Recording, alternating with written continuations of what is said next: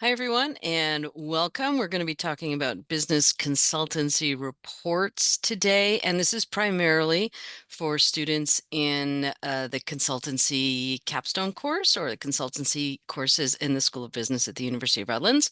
But if you're here on the off chance you just want to learn about consultancy reports, welcome. All right, let's dive in and see what we can work on here. These are the areas that we're going to focus on in terms of building your reports, your business consultancy reports, or any kind of really business report that's focusing on discovering solutions for stakeholders. We're going to look at strategy, design, and elements. That'll be a fairly large section. And then we're going to look at all the sections of a consultancy report and work on tips to get you going successfully in those areas. We're going to look at the table of contents, work on an executive summary, what you need to do to introduce your project, those introductory sections, the main analyses and findings sections. We'll get to the recommendation and conclusions section and what needs to go in there. That's often a tricky one. And a little bit on bibliography and appendices. So let's just jump on in, shall we? By the way, if you're here and you want a copy of these slides and you don't already have them, please just email me. And my information's on the cover of this and on the back page. So, or you can just Google Allison Freyberg at University of Redlands and I will show up. Okay.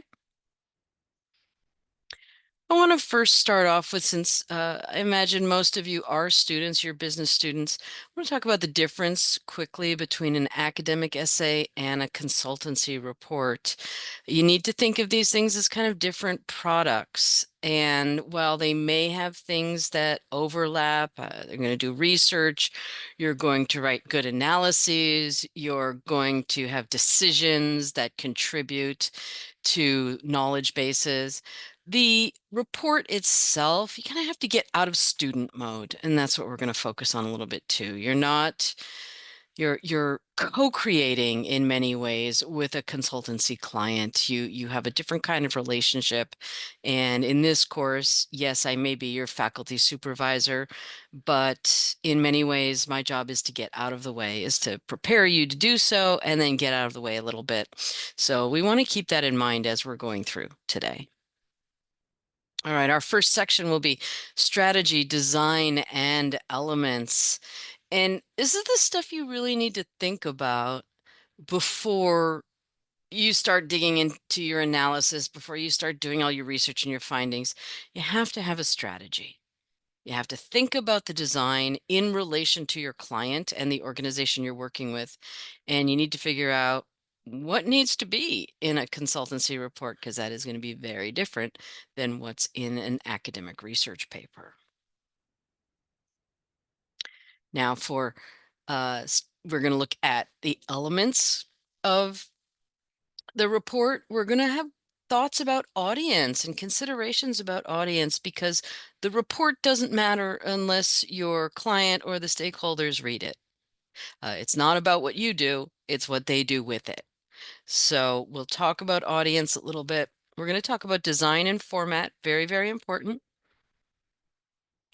And unifying your voice, because if you are working on a consultancy project, you're working with a team. And a report has to feel it's coming from one team, one voice. We'll talk about that, and we'll talk a little bit about style, writing style. Here are the elements of the report. Now, for the University of Redlands, you need to include the consulting report disclaimer, just a notice to the client that, of course, this isn't this is an educational experience in which we're doing a live consultancy. And this might also be the part where you want to include a brief team bio or acknowledgments. There's a lot of people who made this happen for you, and you might want to acknowledge that. So that kind of comes first. Then you're going to have the table of contents, then the executive summary. And I'll spend a little bit of, we're going to learn all about that, don't worry. And then an introductory section, and that's where you're setting up the project and showing essentially that you understand your client, the client's organization, and what's being asked of you. You're setting it all up. The largest section is probably going to be your main analyses, and that will depend on the project. We'll talk about options in there, but that's where you're doing your big major analysis and come to your initial findings. This is where you figure things out and you discover and you illuminate things. The section that comes after that then is your conclusion and recommendations section. Now, a lot of times this is the weakest part of a consultancy report because it tends to be terribly short. And we're going to talk about how you really create a convincing recommendations section rather than just, quite frankly, a list of ideas. Okay. Then you have your references, all the sources that helped you get to these recommendations. You're going to include that. And you may have a number of appendices, and we're going to talk about that as well. But that's essentially your elements of the report, and it looks like that. So let's dive in, and we're going to see how that plays itself out. Let's take a couple minutes, though, to think about your audience. Now, if you've already watched the presentations lecture, you know, we talked a lot about audience there, and that might seem a little more obvious. Of course, you're going to talk about audience. You're talking to people, but you're doing the same thing in a report too. It is a communication between you and your audience, between your client, the stakeholders, and you. And if you can really keep your audience front and center in your thinking, in how you're writing this report, you're really going to be much better off. And you think about the same kinds of questions that we thought about in the presentations lecture. Who's going to read the report? What are their hopes? What are their concerns and fears? What do you need them to read? Because you know what? If it's a 100-page report, they're not going to read everything. So what do you really want them to read? What do you want them to do? How might they resist your recommendations? That's going to be really important. What is the best way to reach them? How are you going to write this report in such a way that it's going to connect with them? And when they're done with the report, are they going to see a path forward? That's vital. So these are some questions to get you thinking about your audience. Please take some time and really try to answer them in your team, individually, as you see fit.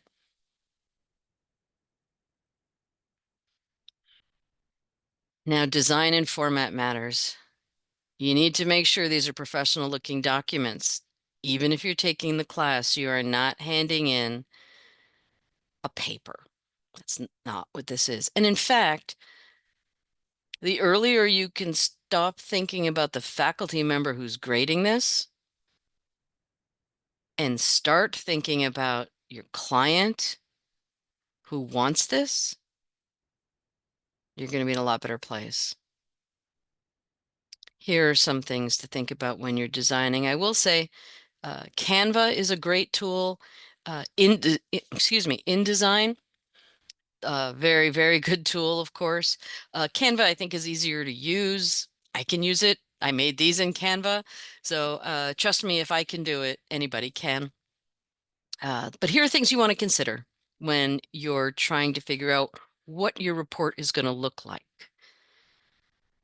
Number one, you need a purposeful design. So we often talk about a report being fit for purpose so that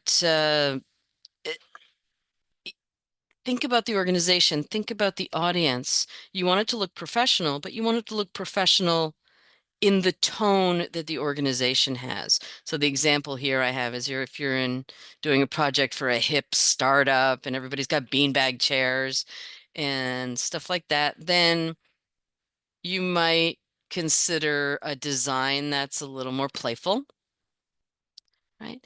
If you're working on a project for a big accountancy firm where there's a lot of very hard chairs in the office and there's cubicles and stuff like that, then maybe that playful tone isn't the right tone to take. So you want to really think about that.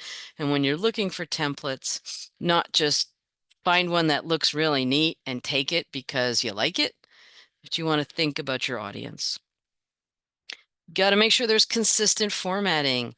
You are going to split up the writing, there's no doubt about it.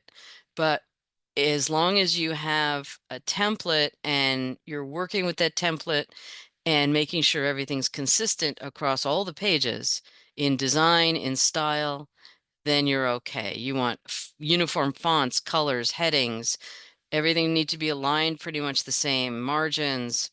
Make sure each section looks like the other sections.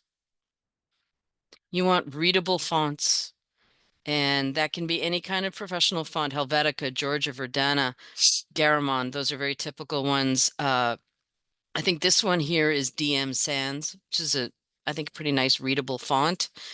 10 to 12 point minimum. Do not make this hard for people to read. If the font is too small, no one's going to read it. If you're using multiple fonts, which is kind of nice if your headings and subheadings are in different fonts than your actual text, that can be very helpful. You need to be consistent throughout. You need an effective layout. So you may want to use white space to avoid clutter and really enhance the readability. I tried to do that here. What I've written for you here, these are not slides, what you're looking at. Okay, this is a tiny textbook. This is a slidument, if you will, a document that you happen to be looking at right now. And so you want to make sure it's kind of easy on the eyes. Okay, so effective layout, use the white space, balance text with visuals and callouts. We're going to look at some examples. Your visual elements, yes, you want charts and graphs and images to clarify data. If all your numbers are buried in paragraphs, no one's going to see them. You need to visualize your data. Whatever takeaway you want the client to have, to really take hold of, you need to visualize that for them. Can't just be buried in a paragraph. You need a structured organization, headings, subheadings, table of contents for easy navigation. Your color palette should make sense. You'll notice I basically have a 3-color palette here. Sometimes there's a pop color to go along with it, but I've kind of integrated the pop color. You want to highlight your key points. I'm going to keep saying that. You want callouts, you want bold, you want bullet points, all to emphasize, all to draw the client's attention to elements that you want them to really read. Pagination and location. Of course you want to paginate, and you'll notice in the bottom right, I've paginated here. But what I've also done in the top right is have a little bookmark so I know which section of the report I'm in, right? People should know wherever they are. Oh, I'm in the strategy section. Okay, that makes sense. Okay, make it easy for your client, for your reader, for the stakeholders to know where they are in your report. Edit and proofread, edit and proofread, edit and proofread. Can't tell you how important that is. And it's super easy now. We have all these tools that can help us do that for us. Okay, and that voice, again, we're going to talk about it. It needs to feel like one team wrote this report. And I shouldn't be able to tell if it was writer 1, writer 2, writer 3, or writer 4 that contributed to this section. And again, that can be a fantastic use of AI. We'll talk about that. And brand alignment. The number one thing to remember, this is not about your consulting. This is about the organization you're consulting for. Make them feel special. Make them feel attended to and listened to, not just with your words, but in your design. Okay. Unify the voice. I keep talking about that. There's a consultancy, Redlands Consultancy Group right there.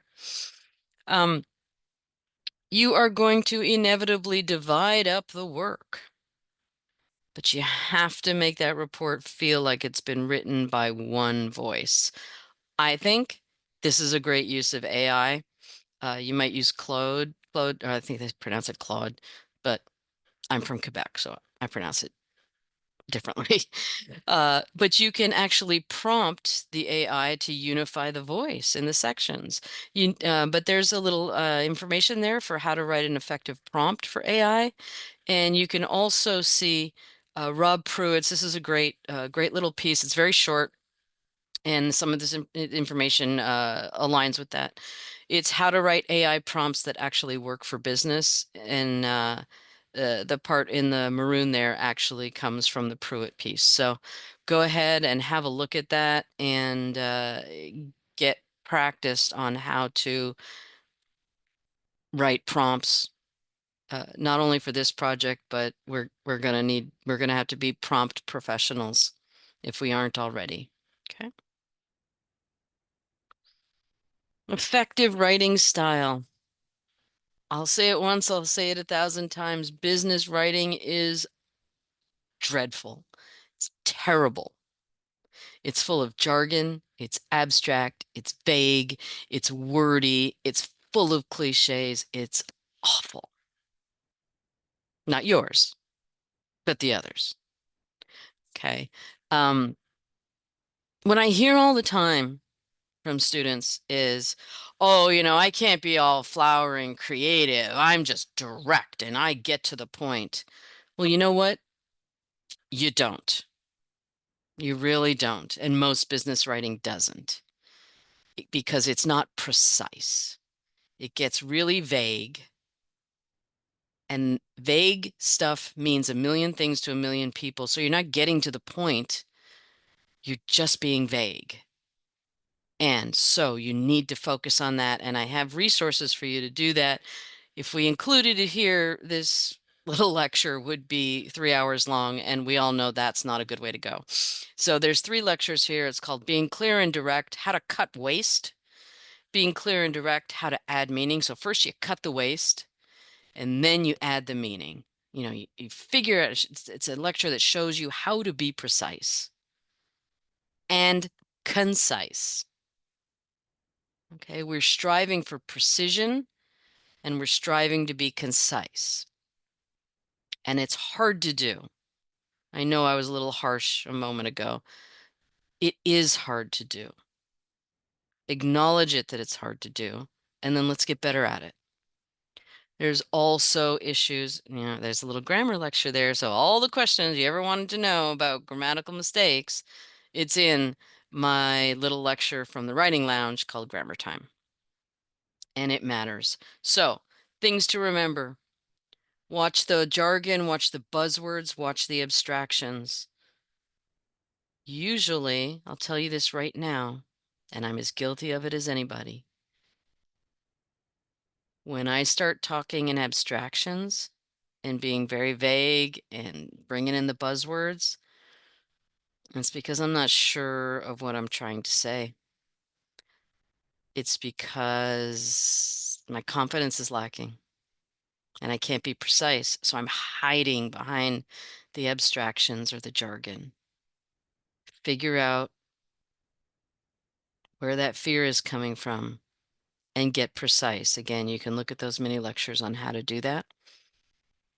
Watch out for your wordiness. Oh my goodness, I cannot tell you how many times I see sentences that are super long with so many words in it when all you really need to do, and that's a technique I teach you in the lectures, is make sure your noun, your subject, is beside your verb.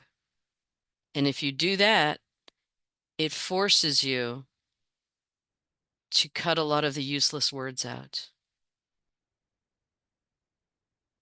Noun near, it's like Romeo and Juliet, they want to be together.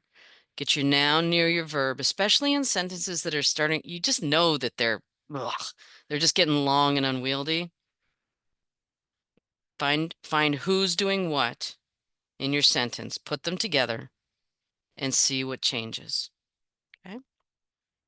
Grammatical errors, I'm going to say one thing.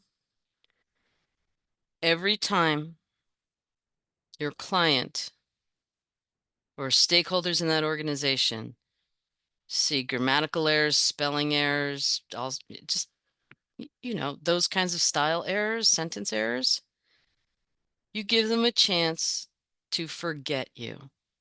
You give them a chance to dismiss your ideas. Is it fair? Probably not. But it's the way it is. And there's no reason for it anymore. There are so many tools that will help you eliminate those kinds of errors. I do want to recommend you go have a look at Josh Bernoff's best business writing book ever. You can see the title of it there. It's fantastic, and he has a wonderful exercise called determining your meaning ratio. You take a paragraph of your business writing and you run it through this little filter that he has, and you figure out, wow, so many words are doing nothing in in that paragraph. How can I increase the meaning ratio of it? And it's really great. And there's lots of great chapters. He's got really good checklists and stuff. Have a look. It's really good. All right, let's go into the individual sections now. Your table of contents. This is your map for everybody. You're going to show the reader, your client, the stakeholders, what they need to see, where this thing is going, and what's happening. So your table of contents here, I have made a little sample for you. I'll talk about it in a second. But it's an organized list of the report's sections, headings, and subheadings, their page numbers. Think of it as a roadmap, please. It doesn't just list everything in the report. Your reader should be able to look at the table of contents and really understand the argument, the architecture of the report. They should be able to see, in some ways, its reasoning, the journey that the team took. Okay. It's also obviously a content location finder. People aren't going to read your whole report. They just aren't. You probably, if you're in business right now, you know that. So they need to be able to look at that page, look at that table of contents and say, oh, I really want to look at the market analysis from 2020 to 2023, and they need to be able to look at it, look there and find it. And it needs to be readable. So you need headings and subheadings. Here's what I've done over here. Let's take a look. I'll just try to talk you through the little sample I did here. Now, obviously the words are kind of generic because I didn't actually write a report to do a table of contents on. But you'll notice the sections are over on the left. And there's lots of different ways to do this. But you can see, oh, there's going to be eight big sections. Okay. And then if you look over on the page numbers, I tried to separate them out. You can see the sections are in the maroon color and they're the biggest, those page numbers. And then the subheadings within that section are a little tinier, but they're in black.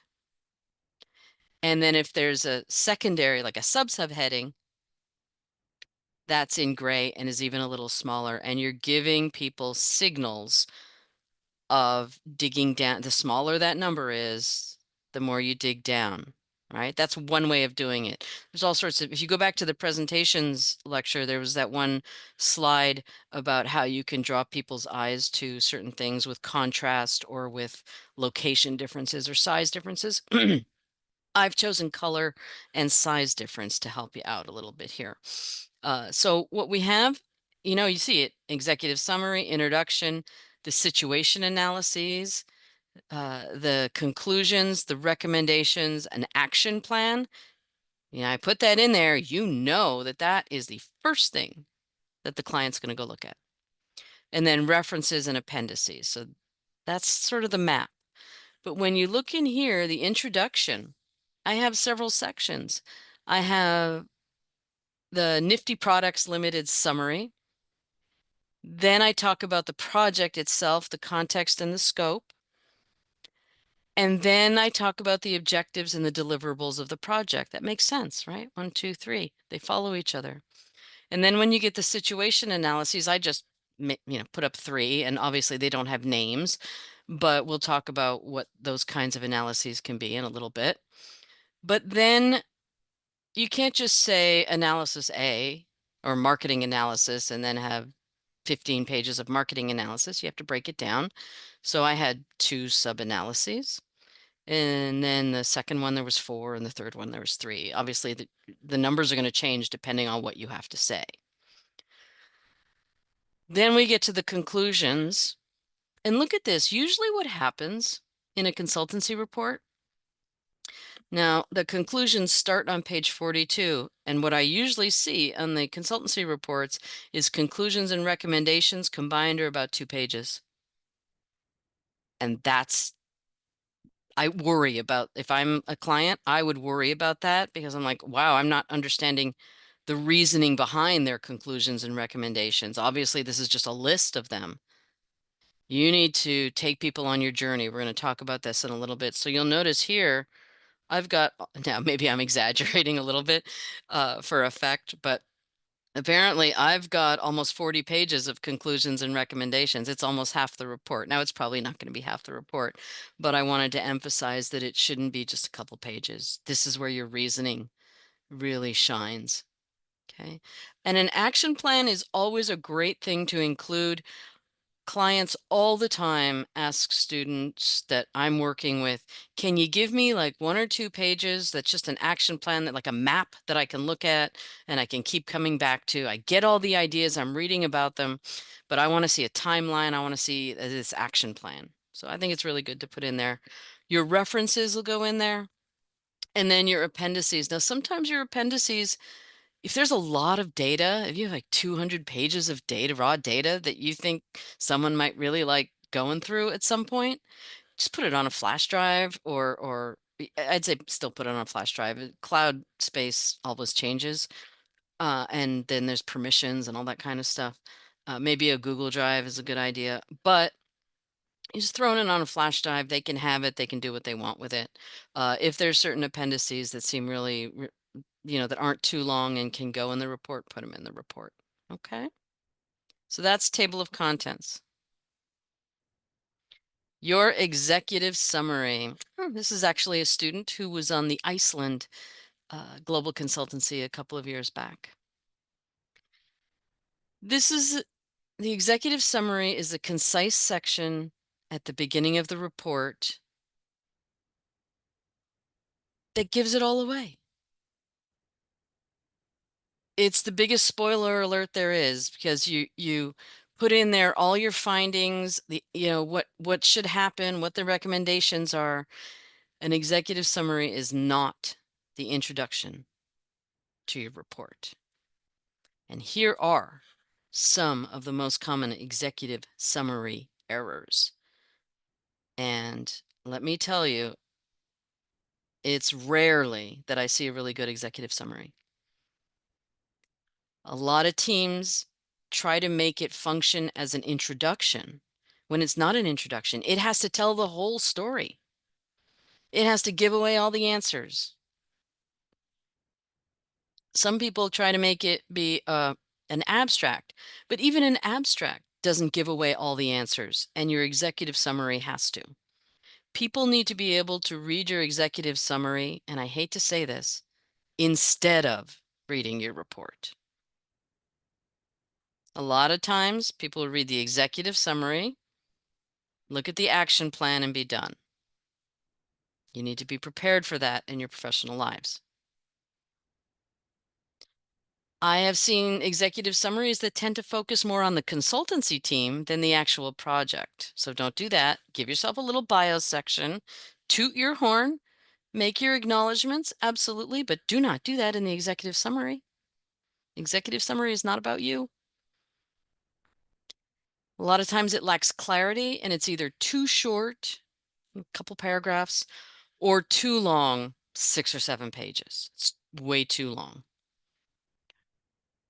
And it ends up, because people are trying to be concise, they end up using a lot of jargon and vague words, and you want to get away from that. This is all about precision. So those are the errors. What is it really? And what can it do? So it is, and I am going to read this part, a concise document that summarizes key points of a report, insightful overview of a larger document. It's the first and maybe only part of the report that your audience will read. It gives it all away. When do you need one? You need one when a project is longer. I'd say anything more than 10 pages needs an executive summary. And why would you include one? It's because it's the most important part. It's often the only section that gets read. So make sure one is there. And who is it for? It's not only for the client, it could be also for anyone who's affected by the actions that are recommended in the report. It's about the stakeholders. Most executive summaries can be 1 to 3 pages. It's located at the beginning of the report, as I said, when you look through the list of elements. So it's after the table of contents, but before the introductory section. And you need to write it at the end of the process because you can't summarize something you haven't written, right?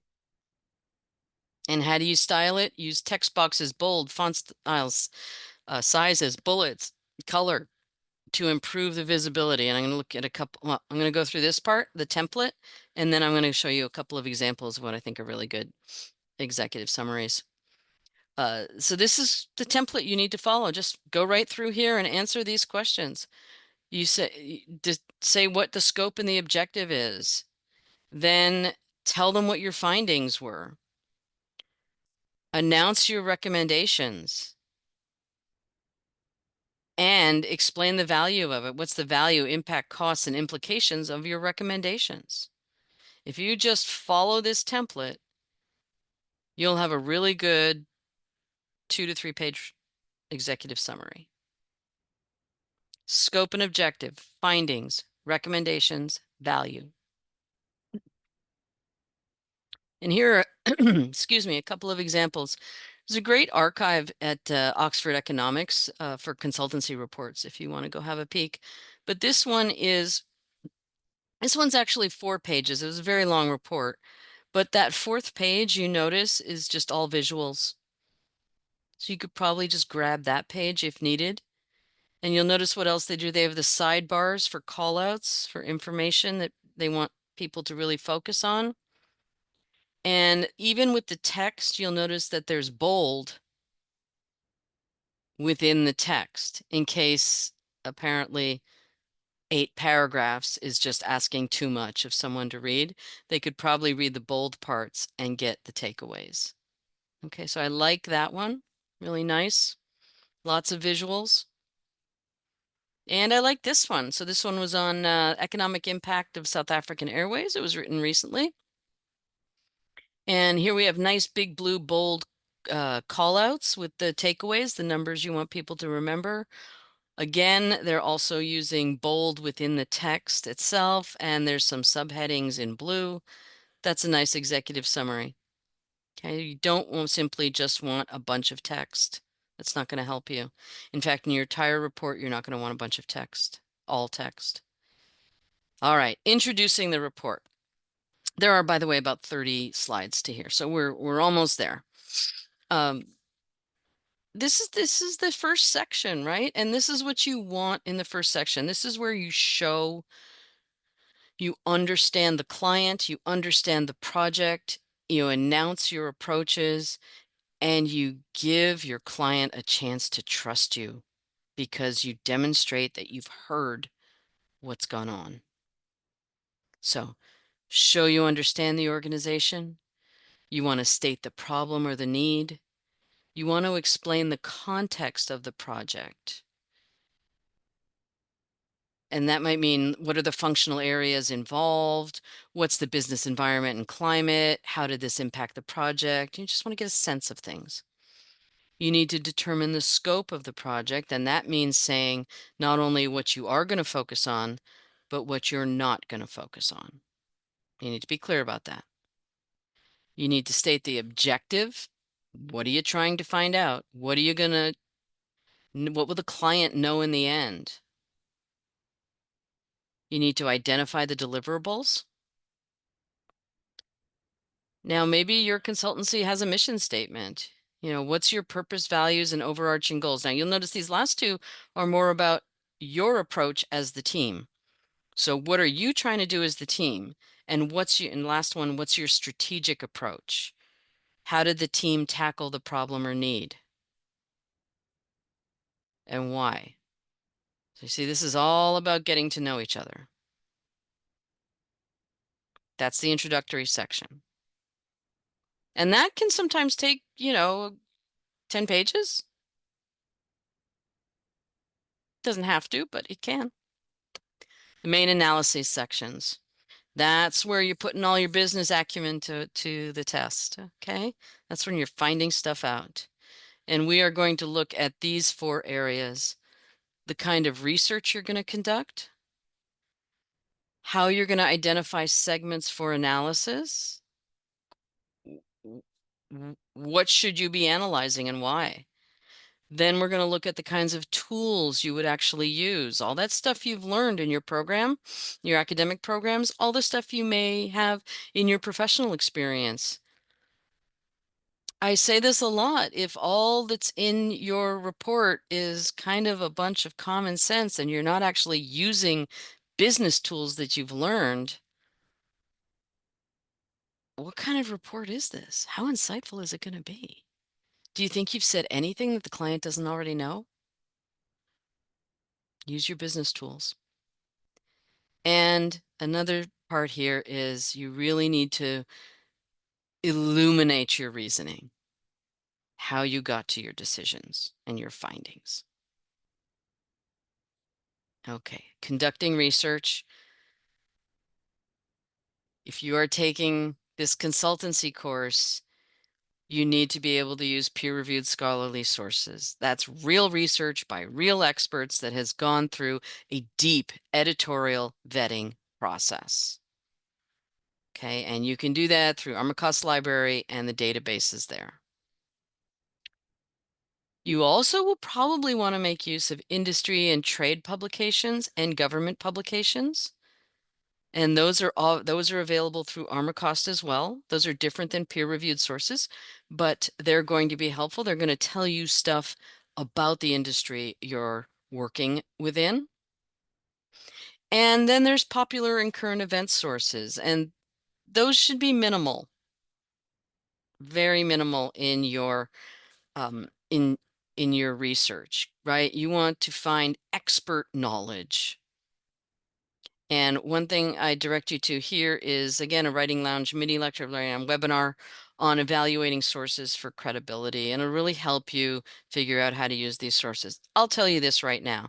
One of the first things I do when I'm looking at a consultancy report is I go to the bibliography, and if all I see is a bunch of Forbes and Inc. and Business Week, I'm like, oh, this is loud. I know it's just not good because there's no depth. There's no expertise used. There's no research. They just searched a bunch of stuff, and if it fit, they shoved it in. Reading Forbes is not what consultants rely on for their reports. So have a look at that Writing Lounge and you'll get an even clearer picture. If you are using non-peer-reviewed sources, so you're using industry and trade publications, or you're using something from, the popular realms, a website of some sort, you need to determine whether or not it's a reliable source. And one tool you can use to do that, it's called the CRAP test, which I kind of like. It was originally designed by librarians at Cal State Chico a number of years ago, and it works. And it gives you questions to ask as a lens through which to interrogate the source. So there's questions about currency, How is it relevant? What's the authority here? What are the author's credentials? How accurate is it? You got to check it. You got to fact check it.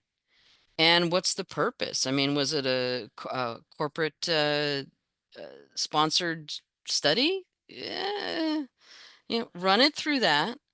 This is for non-peer reviewed sources. See what you find out, and then determine whether it's going to be of use. It's credible enough to put in your report that you're doing for a client. All right. Segments for analysis. Now, I just filled up this page with a bunch of types of segments you can look at, right? We have cost analysis, revenue analysis, customer, all kinds of different analyses you can do. Customer segmentation analysis, business ethics analysis, performance analysis, operational efficiency analysis. You could add 20 more here. But you've got to figure out which ones are going to be best to use for this project. Brainstorm as many as you can in your team before the consultancy begins. Have yourself a toolbox. Okay. So you need to think of what kinds of analyses are going to help me in this project. And then you have to think about the tools you're going to use to conduct those analyses. So things like the McKinsey 9-box matrix, what else do we have here? SWOT analysis, of course, Porter's 5 forces, an Ansoff matrix, a value chain analysis, a BCG growth matrix. These are the things that are going to show you're getting well beyond common sense. You're actually deploying tools that you've used. Build your toolbox before the consultancy begins. Then use those tools when you're consulting. And finally, reasoning to findings and decisions. I was trying to find an image here that really helped us understand this. You have all the stuff, all the information you found, all the findings, right? You're like, oh, I didn't know that about X. You have all that stuff over on the left there. And then you have decisions and conclusions that you make, inferences that you make, decisions. But how you get from the yellow box on the left to the maroon box on the right, that can't be a mystery in the report. You have to take your client along what I'm calling the reasoning road. You need to show them how you got from the yellow box of information and findings to the maroon box of decisions and conclusions. Because if you don't do that, the client will not know how you arrived at decisions and conclusions, and they won't believe you. The reasoning road. All right, so then you get to your conclusions and recommendations. And this is a really important section. This is where you present actionable solutions and specific steps for the client to address the issues identified in the analysis. This has all got to be supported by data and evidence from the findings section. In other words, your conclusions and your recommendations can't just come out of the blue. You can't just sit there and list, here's 10 recommendations we have. Good luck. No, no, no, no, no. Reasoning road, reasoning road, reasoning road. Here are elements that are usually in a recommendation section. And this is why the recommendation section can't be one page. You need all this stuff. You need an overview, so a summary of the key issues and overall direction of the recommendations. You need the individual recommendations, an implementation plan, a discussion of the potential benefits, and a discussion of some mitigation strategies. And above all, you need to remember that all recommendations need to be tied directly to your findings. The word because needs to be really prevalent. We need to know why you got to these decisions and recommendations. They need to be actionable and clear. If there's a recommendation that nobody can act on, all you're doing is frustrating the client. And you need to prioritize them. You can't just have, here's 15 recs. You can't do that. You gotta guide them through it. How should they proceed? Should they do this one first, that one first? Maybe that one leave out finally if there's just not enough time? Is there short term, medium term, long term? Are there, tiny, like low-hanging fruit, middle fruit, and fruit that's really hard to reach? That would be a tortured metaphor. Uh, your recommendations need to be supported by the evidence. You need to explain how you got there. What made you think that this recommendation is viable and it will work? And you need to think about the feasibility. All of that stuff really needs, so you're starting to see why it can't just be a page of recommendations, I hope. And here we go, a little bit more on conclusions and recommendations. Here are some formulas to help you articulate recommendations. So one might be to help you with X. We recommend Y because of Z. And you'll notice that because is what's guiding you to explain how you got there. Here's another one on the left here. Data showed that issue X related to goal Y can be solved with the Z approach because, and then you would finish that sentence, right? And a third one, we used tool approach or technology X to analyze Y and recommend Z as the optimal course of action because blah, blah, blah, blah, blah. You want to make sure you're doing that. Okay. So those are some syntactical prompts that might help you articulate those recommendations. Now over here on the right, timeline and priority charts are things that clients love. They want to be able to visualize. They want to say, okay, if I do that, then they want to see it on a map. So the more you can do that for them, the better. Now you can do a timeline, you can do priority charts, you can even do something over here like this would be like green, go ahead and do it. Maybe do it. Or woof, only if you're really in for something big, do you want to do this, right? There's dozens of these you can use, but create some sort of visual one pager that's a timeline or action chart of some sort that is prioritized. You need to commit to prioritizing the order and sequencing that you think these recommendations should be implemented, and you need to be clear about why you think it's got to work that way. It's really important, this section. Now, bibliography and appendices, really, really important. Okay, they've got to be there.